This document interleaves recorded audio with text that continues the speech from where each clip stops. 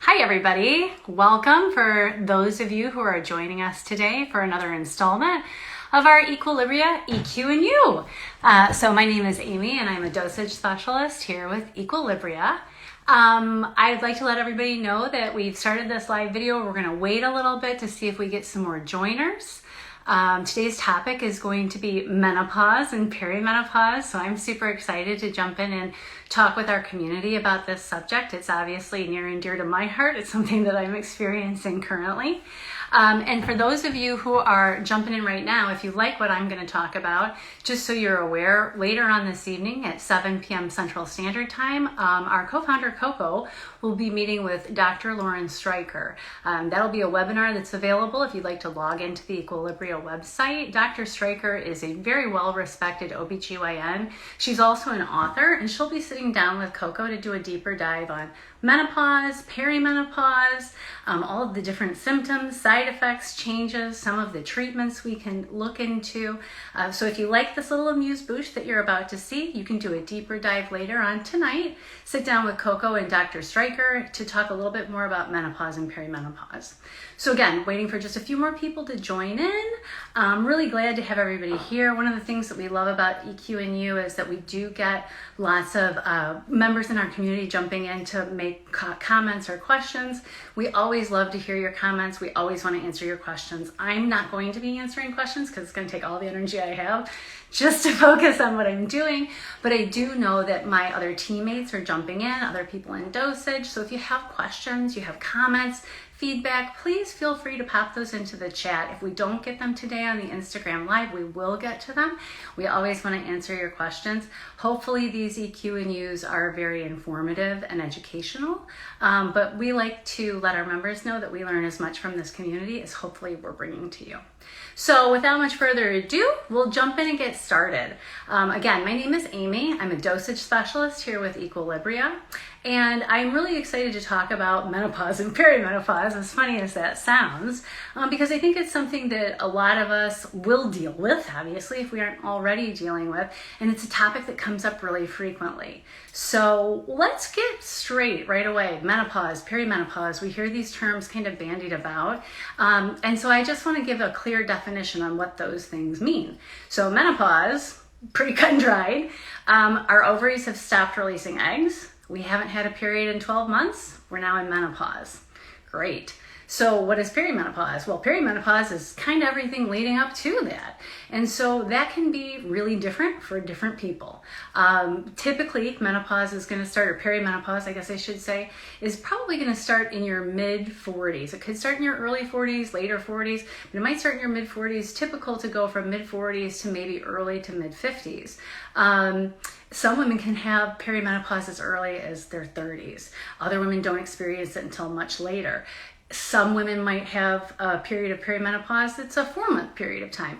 Other women, 4 years. That's a more common timeline, is about a 4-year perimenopause.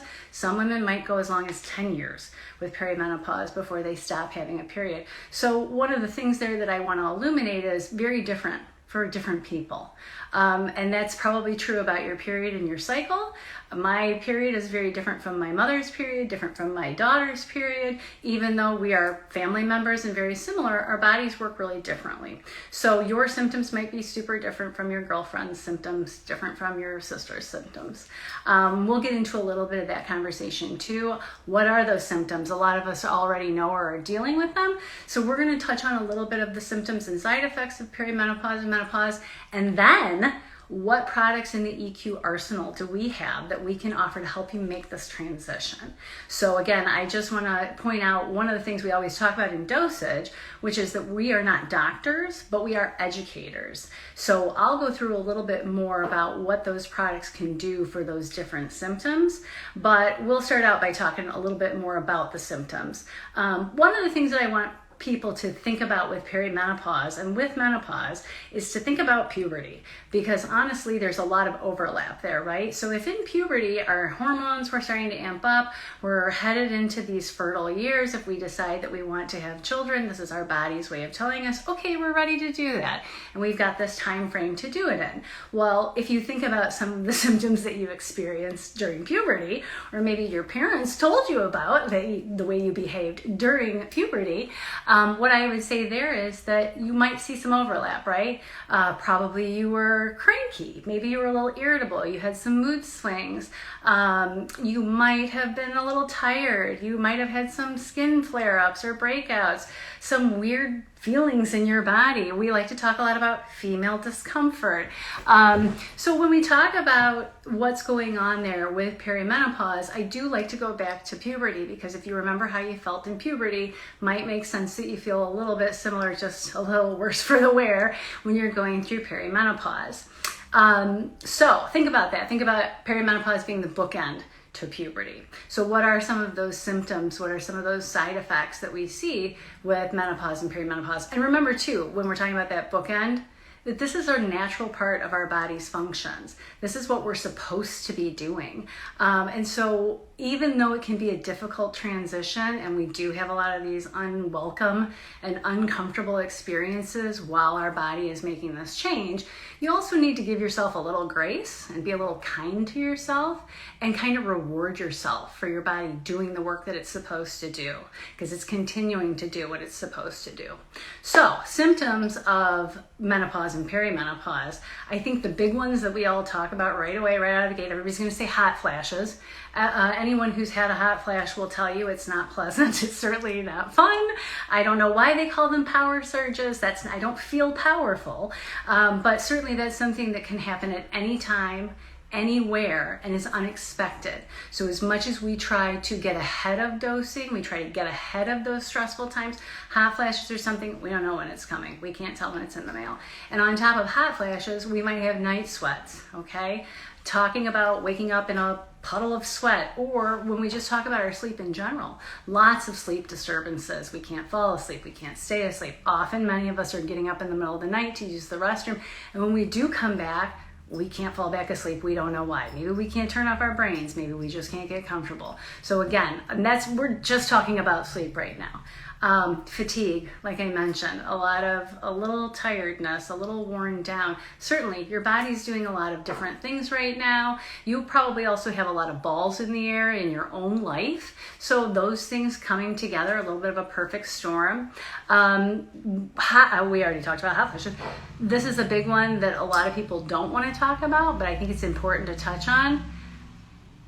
Decreased sexual drive, vaginal dryness, just any kind of painful intercourse, things around intimacy that not only does your body not really jive with what you're doing, but maybe you have some apprehension there too. Things are changing. Maybe you're not so comfortable. That's okay. We talked about skin irritation, flare-ups, coarseness of skin. You also might see some unwanted hair growth. You might see some weight gain. You might have just a lot of not fun things. Are we having fun yet? Anybody having a good time? That's okay. We're gonna walk it back, and we're gonna talk about what can we do on Equilibria's side to help you out with that.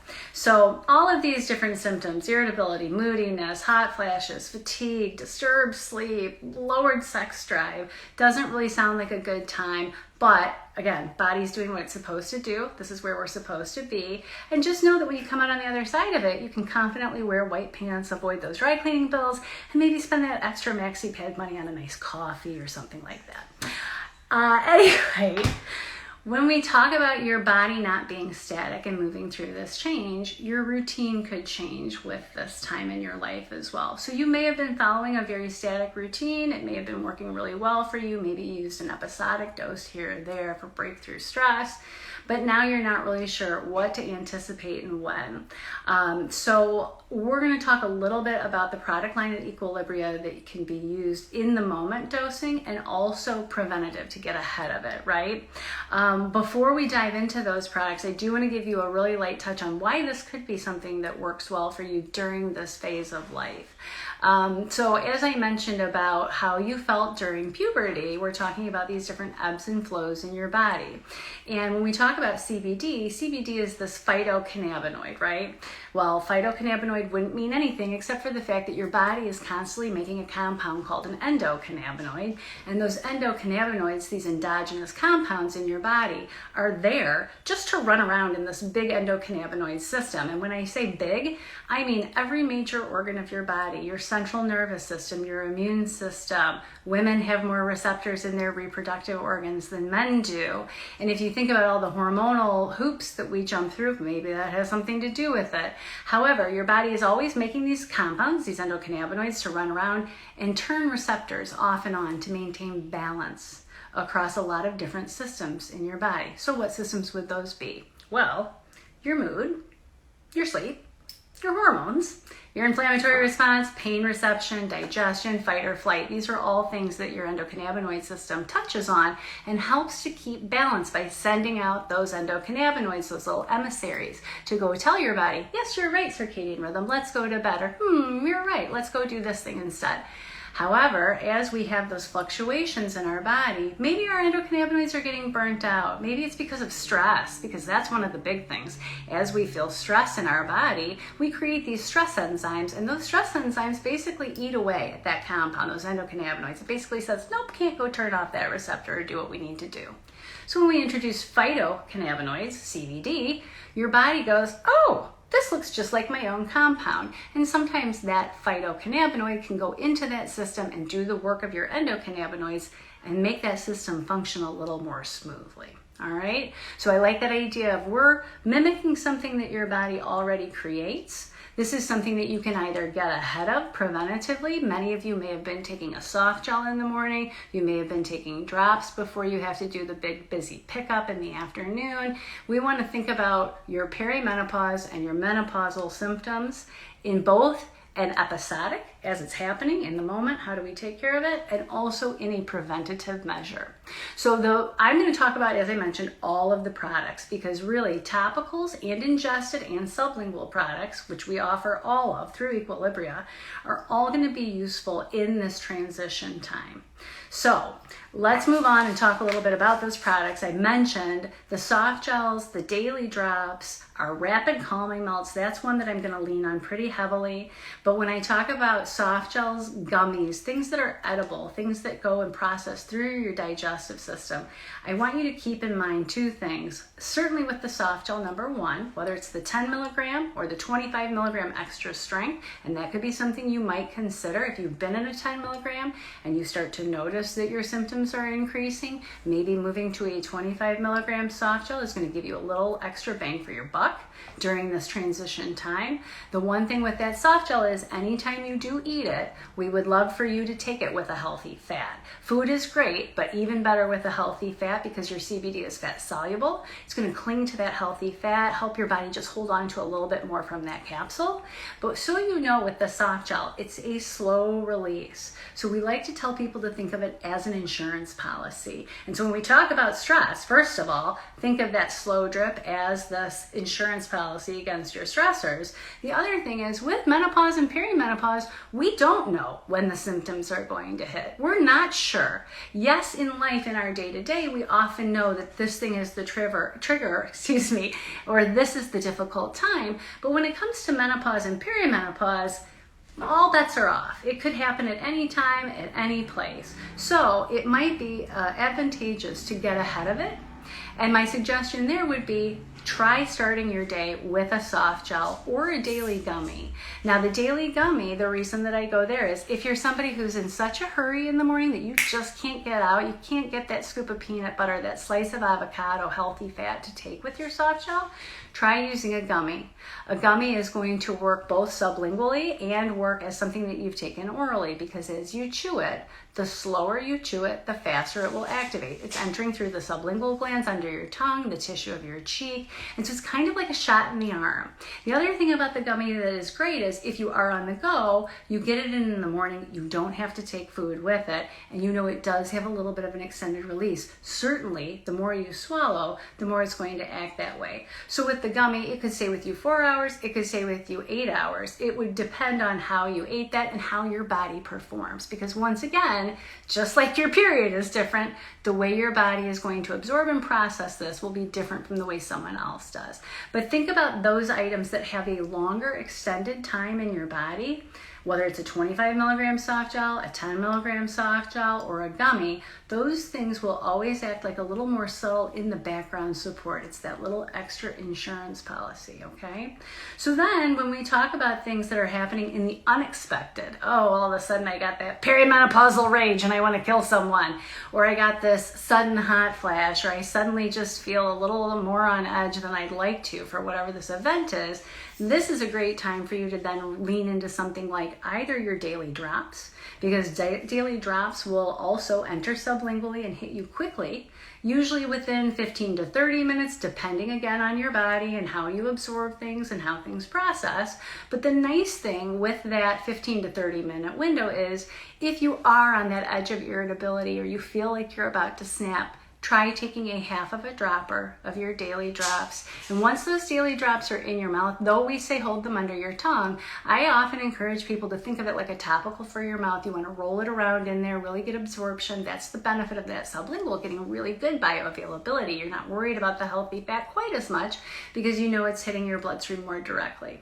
All right, so with the drops, the other thing there is if you've taken your half dropper and it's been 20 minutes and you still don't feel the relief you're looking for, you can always titrate. Go back to your drops again, all right? Go and take another half dropper if it's been 30 minutes and you just still don't feel the lowering of the shoulders. You still feel whatever the intense emotion was, or you just feel like you can't get into your skin the right way. Those are all really great ingestible products to use. The last one that I'll talk about when it comes to the ingestibles is really the rapid calming melt, and that's going to be your buddy as well as the drops for in the moment.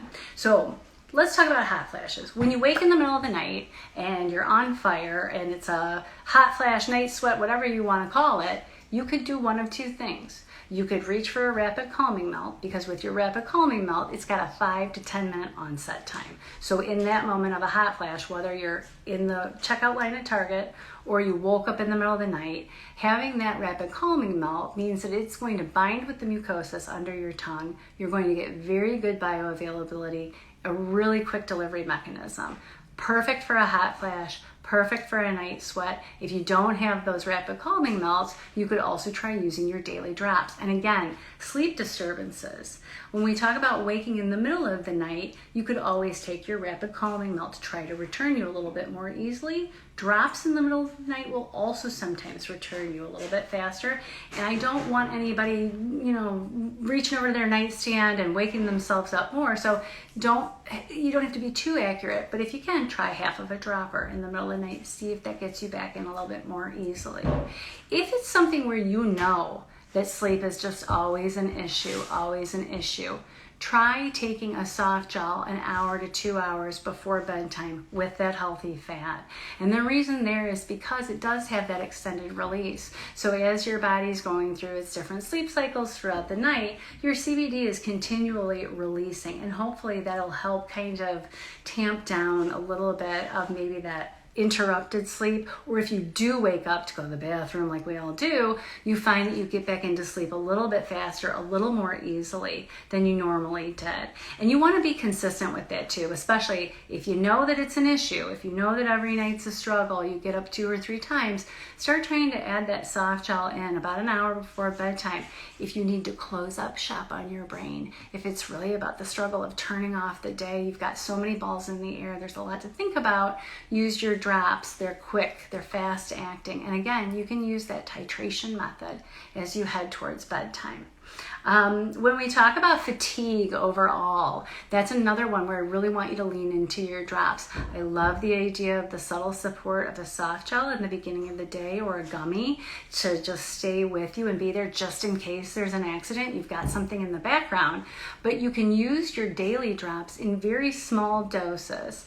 There's been a lot of research. There was a 2009 study done that reported smaller doses of CBD tended to be more efficacious when it came to treating things therapeutically through menopause and perimenopause.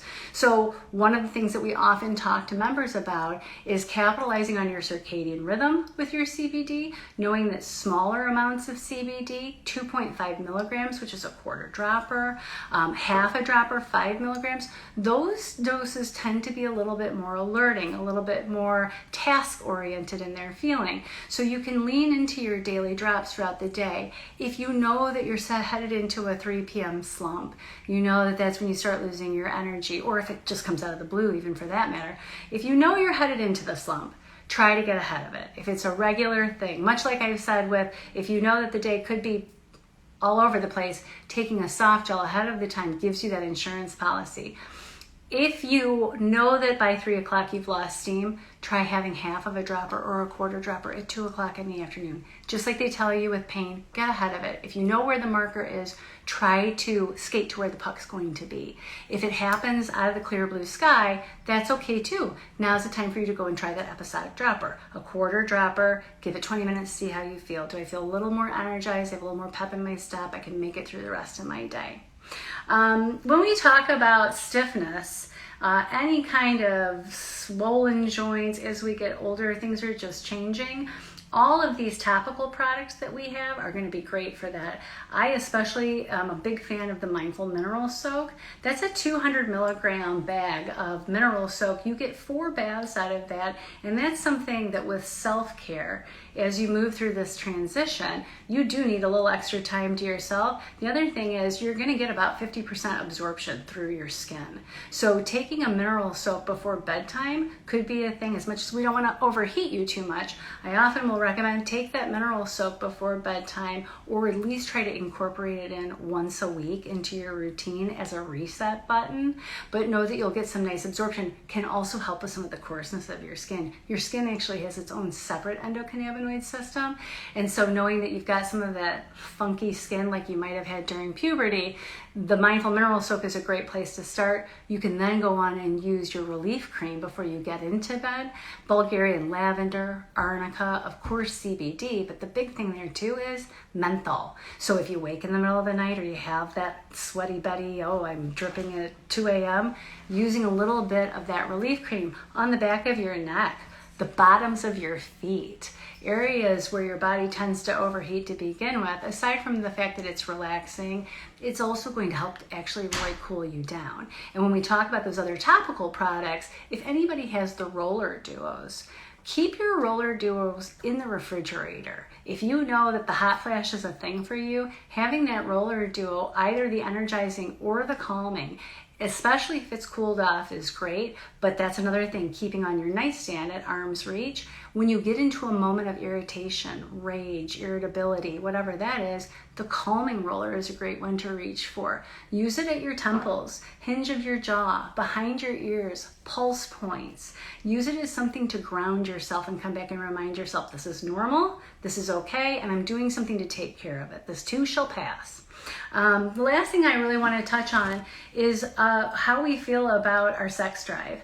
You know, that's something that a lot of people don't necessarily always want to talk about. It's not the most comfortable subject. We want to talk about it with you.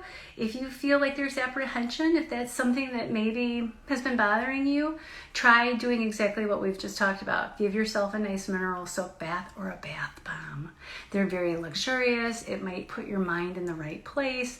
The other big thing is try taking a full dropper of daily drops about an hour before you think you might feel amorous. Just something to give you a little more letdown. A gummy is also a really good thing to try because it does have more of that extended release. And I would say share your products with your partner. Maybe your partner needs a little more zen in their life too. Maybe a gummy for both of you. And remember, with those gummies, it can be half of a gummy. One for your partner, one for you.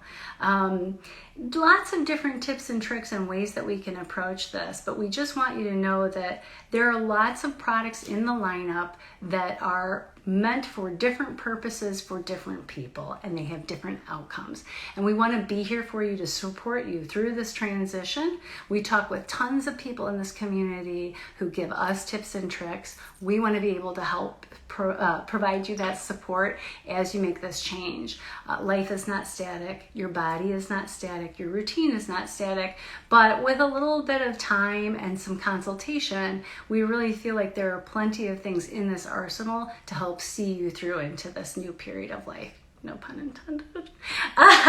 So lots of different things. I hope that you've enjoyed everything that we talked about today. I know that, like I said, it wasn't a super deep dive, but a very light touch. Really think about moving in a soft gel maybe into your morning just for a little added support, leaning into your drops for episodic moments, whether that's irritability, hot flashes, just a little stiffness, and try sharing those products with your partner if intimacy is something that we want to discuss too.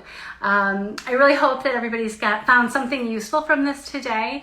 I want to just send out a really quick reminder again. At 7 p.m. will be our talk with Dr. Stryker and Coco, so please join us on that webinar. And once again, thanks for everybody who's tuned in. It's been great to see you today, and we're here for you through all your steps. Thanks so much. Bye-bye.